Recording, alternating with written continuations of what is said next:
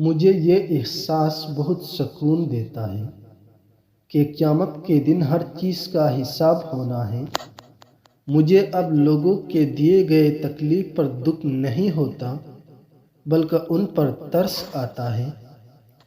جب پاؤں میں باپ کی پگڑی رکھ دی جاتی ہے تو محبت کے ہاتھوں سے ہاتھ چھڑانے پڑتے ہیں۔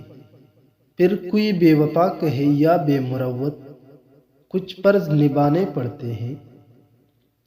ضروری نہیں جو بندہ محبت پہ بات کرے محبت کرنے والا ہو۔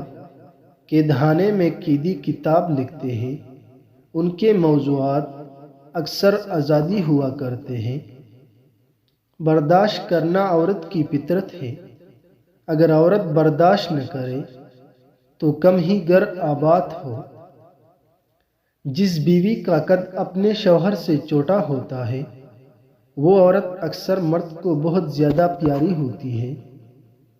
غرور کو آنے مت دو اور خودداری کو جانے مت دو، کیونکہ غرور آپ کو اٹھنے نہیں دے گا اور خودداری آپ کو کبھی گرنے نہیں دے گی۔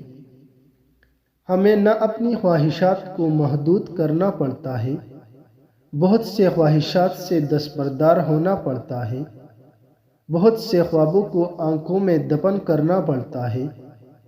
جہاں ہماری جگہ نہیں ہوتی وہاں سے خود کو کھینچ کر نکالنا پڑتا ہے۔ عورت کے پاس یہ صلاحیت ہے کہ وہ حالات کے تقاضے کے مطابق وہ اپنے والدین کا بیٹا بھی بن سکتی ہے اور اپنی اولاد کا باپ بھی۔